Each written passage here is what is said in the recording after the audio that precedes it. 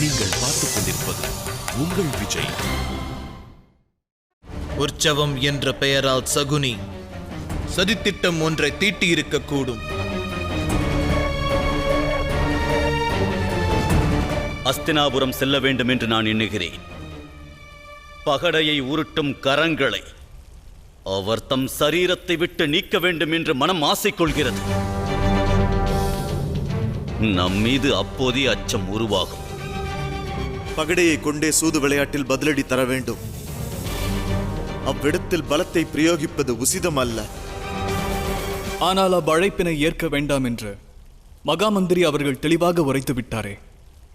அவ்வாறிருக்க அங்கு செல்ல வேண்டிய அவசியம் என்ன?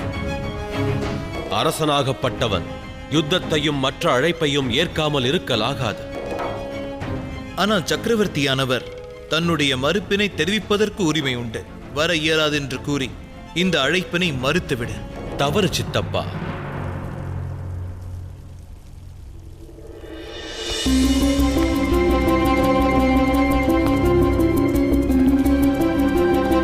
அரசர் எங்களின் தந்தைக்கு இணையானவர்.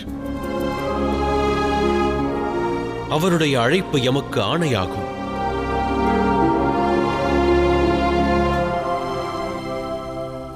ஆனால் ஐயனே, பரிச்சயமற்ற ஒரு பிரதேசமானது கடினமான மார்க்கத்தை கொண்டுள்ளதாக விளங்கும். காந்தார அரசின் திட்டத்தை பற்றி அறியாத நாம் எவ்வாறு அதற்கு உபாயத்தை தேடுவது? திட்டமா?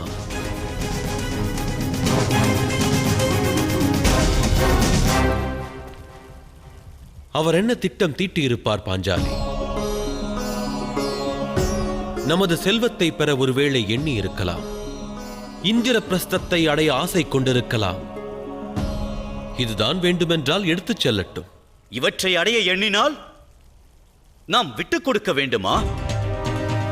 அரும்பாடுபட்டு உருவாக்கிய ராஜ்யத்தை தாரை வார்க்க வேண்டுமா? இது நியாயம்தானா அண்ணா?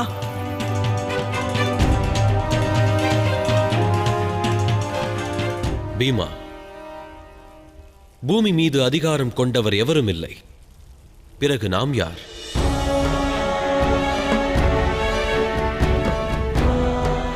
நீரில் மீன் அவதரித்ததால் அந்நீர் அதற்கு சொந்தமாகிவிடாது. துள்ளி குதிப்பதால் நீரினை தியாகம் செய்ததாகாது. அதுபோல மனிதன் பூமி மீது அதிகாரம் செலுத்துகிறான். ஆனால் முடிவில் அது அவன் மீது அதிகாரம் செலுத்துகிறது. நாம் வனத்தில் பிறந்தவர் பீமா. இன்று இந்த சிம்மாசனத்தை அடைந்துள்ளோம். நாளை மீண்டும் வனத்தில் வாழலாம். இது சாஸ்வதமான வாழ்வல்ல.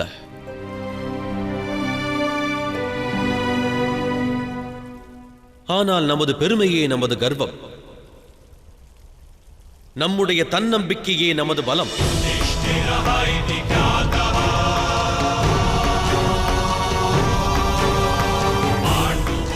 என் நிலையிலும் நாம் நமது பெருமையையும் நமது நம்பிக்கையையும் விடுவதென்பதாகாது. பிரச்சனை ராஜ்யத்தை சார்ந்ததல்ல, அச்சமாக உள்ளது. இவ்வாட்டத்தில் நாம் நம்மை ரட்சிக்க எண்ணினால் தர்மம் பலியிடப்படும். தர்மத்தை காப்பதற்கு எண்ணினால் நாம் நம்மை இழக்க நேரிடும்.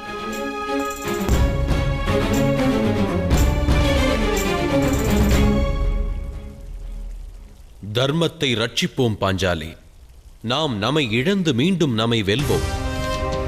ராஜ்யம் பறிபோனால் இன்னொரு இடம் செல்வோம்.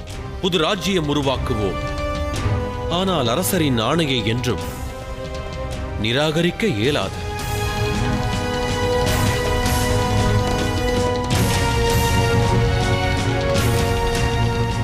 மகாமந்திரி, யாம் அஸ்தினாபுரம் அவசியம் வருவோம். சூது ஆட்டத்தில் பங்கு பெற அரசர் உத்தரவிட்டால் அதிலும் அவசியம் பங்கு கொள்வோம்.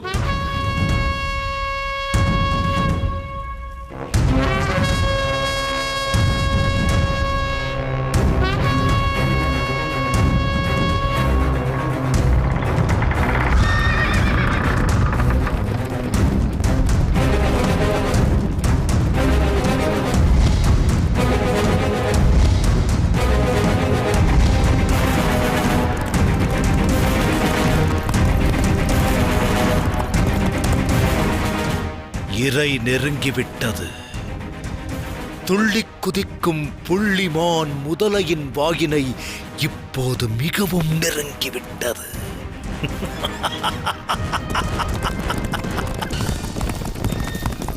பாண்டவர் ஐவரும் தமது கர்வத்தை அழைத்து வருகின்றனர். நம்முடைய கரங்களால் தோல்வியை சந்திக்க வருகின்றனர். இவ்விடம் வராமல் இருக்க இயலாது மருமகனே. உருட்டும் பகடை நான் சொன்னபடியாடும். நான் சொல்லுகின்ற எண்ணெய் போடும். பகடை இரண்டும் என் விரல் வழி களமிறங்கி நமக்கு வெற்றி வாகையை சூடும். வா, வருகை தருவது விருந்தினர்கள். சக்கரவர்த்தியையும் அவர் உற்றார் உறவினர்களையும் வாசலில் நின்று கரம் கூப்பி தலைவணங்கி வரவேற்க வேண்டும். நமது திட்டத்தையும் துவக்க வேண்டும்.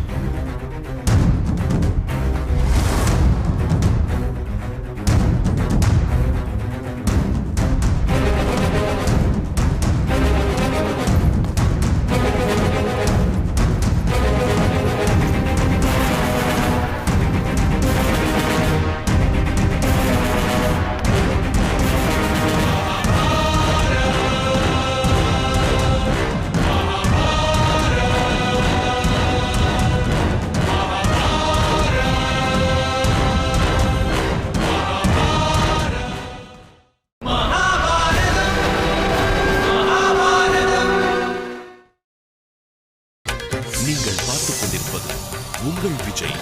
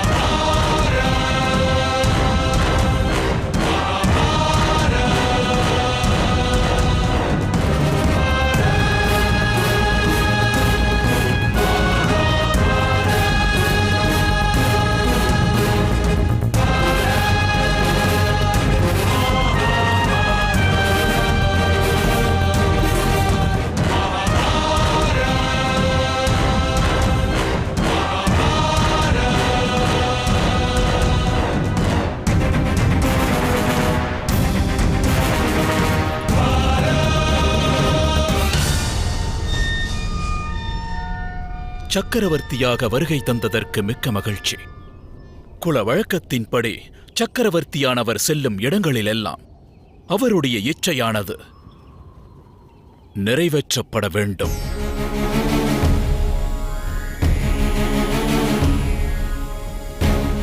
தம்முடைய இச்சை யாது? எடுத்துரையுங்கள். எனது இச்சை ஒன்றே அரசே. சிறிது நேரத்திற்கு சக்கரவர்த்தி எனும் நிலையை மறந்து தம் சரணங்களை ஸ்பரிசிக்க தாம் அனுமதி தர வேண்டும். தவறு மகனே. சக்கரவர்த்தி அடுத்தவரின் சரணங்களை ஸ்பரிசித்தலாகாது. தென்னை என்பது மகத்துவம் வாய்ந்த மரம்.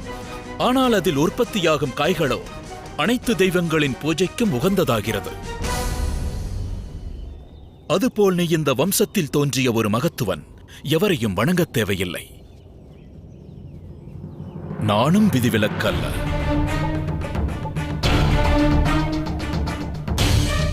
ஐநூறு ஆண்டுகளாக குரு வம்சத்தின் எந்த ஒரு அரசராலும் சக்கரவர்த்தியாக இயலவில்லை. உன்னை எண்ணி நான் பெருமை கொள்கிறேன் மகனே.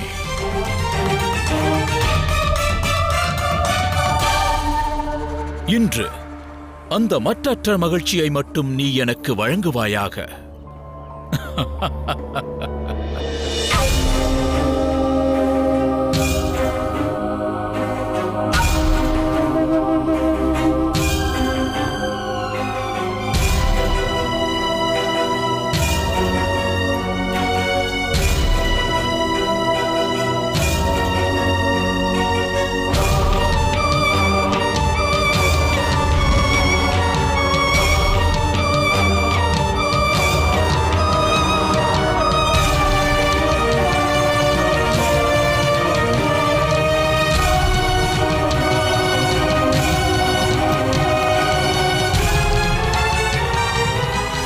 பணிகிறேன் சக்கரவர்த்தி. நீ நலமோடு வாழ்வாய்.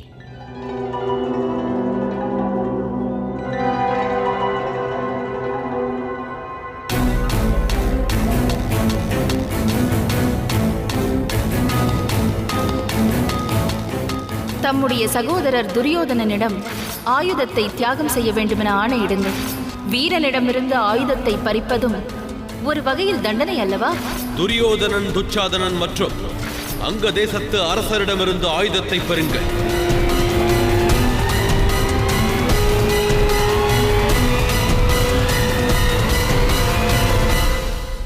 பணிகிறேன் சக்கரவர்த்தினி.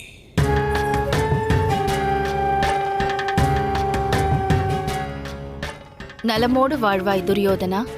அஸ்தினாபுரத்தின் ராஜசபை தாம் கொண்டுள்ள கர்வம் மற்றும் பெருமைகளுக்கு முன்னால் மிகவும் சிறியது.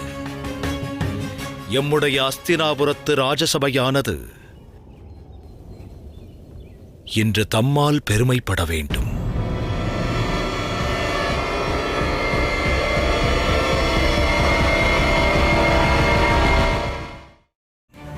இல்லையெனில் இல்லையெனில் தமக்கு ஏதோ ஒரு குறை நேர்ந்தது என்று கருதி யாம் அனைவரும் வருத்தம் கொள்வோம்.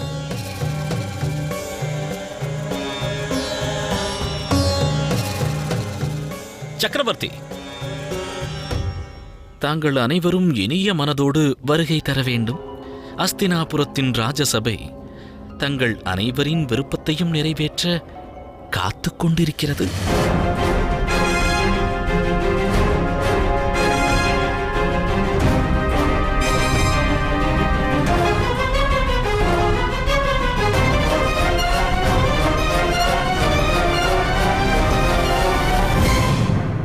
வா மகனே, புறப்படலாம்.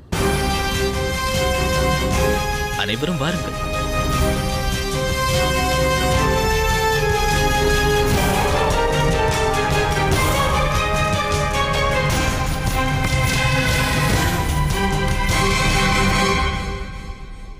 சக்கரவர்த்தினி, தாம் விருப்பம் கொண்டால் முதலில் குலதேவதையை தரிசித்துவிட்டு அதன் பிறகு தாம் அரண்மனைக்கு செல்லலாம்.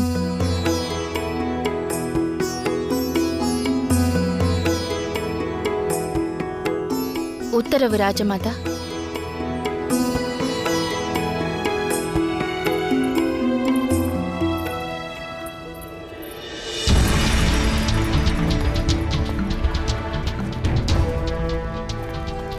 நடப்பது அனைத்தும் கனவா நனவா?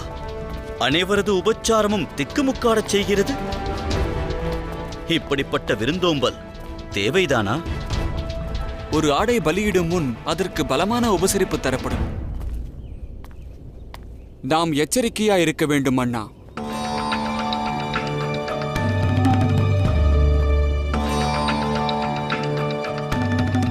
கவலை வேண்டாம் நகுலா. பிதாமகர் பீஷ்மர் நம்மோடு இருக்கும் வரை நம்மை அபாயம் என்பது நெருங்காது.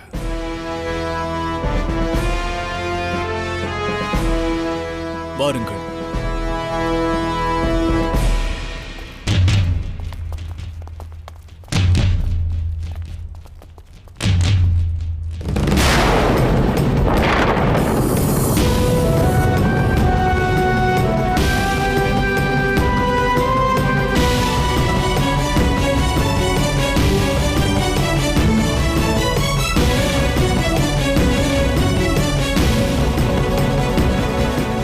என்ன நேர்ந்தது சகதேவா? துர்ச்சம்பவம் நிகழ உள்ளது நகுலா. இச்சபையில் இன்று நடக்கவிருக்கும் அதர்மம் அகிலத்தில் எங்கும் நடக்காதது.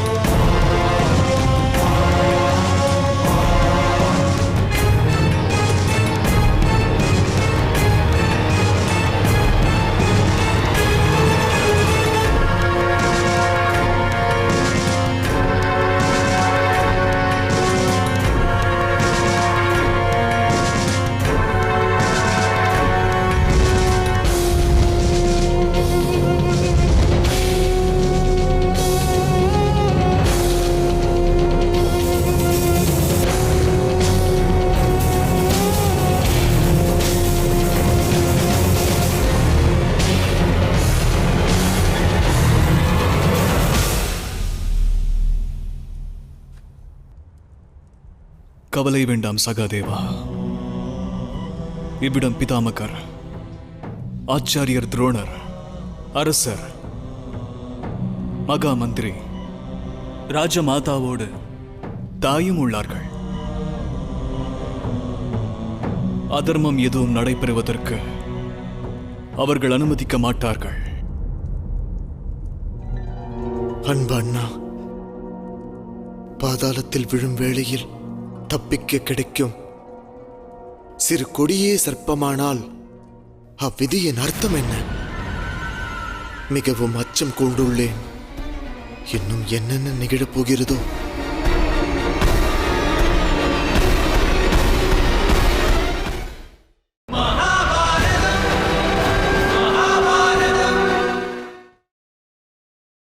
நீங்கள் பார்த்துக் கொண்டிருப்பது உங்கள் விஜய்.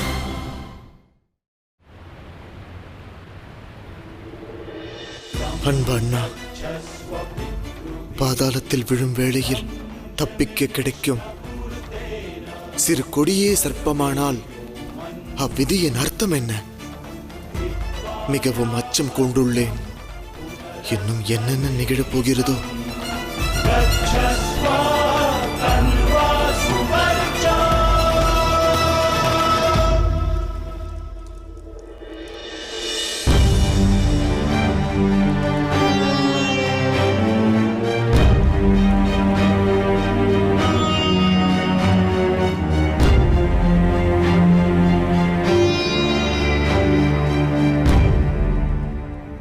பிதாமகரே, ஏன் இந்த ஆழ்ந்த சிந்தனை? ஆம் பிதுரா, நடக்க உள்ள சூது விளையாட்டில் சகுனி என்பவன் என்ன திட்டம் தீட்டியிருப்பான் என்று சிந்திக்கிறேன். இந்திரபிரஸ்தத்தில் நடந்த வைபவத்தைக் கண்டு துரியோதனன் மனதில் பேராசை வியாபித்திருக்கும். இருவரும் இணைந்து சதிச்செயல் புரிந்து பாண்டவர் ராஜ்யத்தை அபகரிக்க எண்ணியிருக்கலாம்.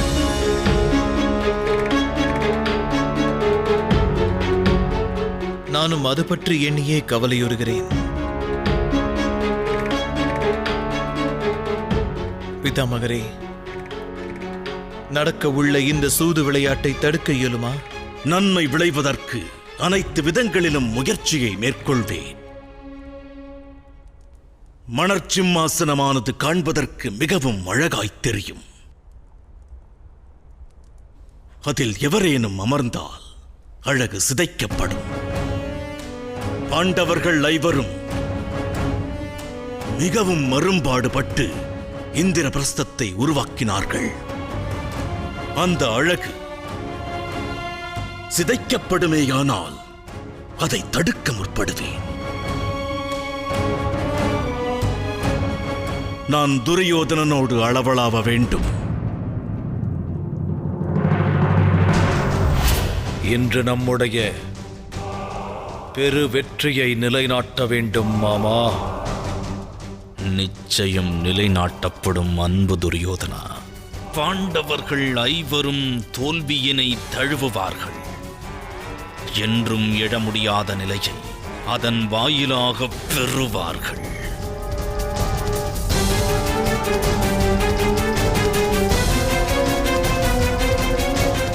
இவர்கள் ராஜ்யம், இவர்கள் சேனை, இவர்களின் செல்வங்கள் அனைத்தையும் இவர்களிடமிருந்து பறித்துக் காட்டுங்கள்.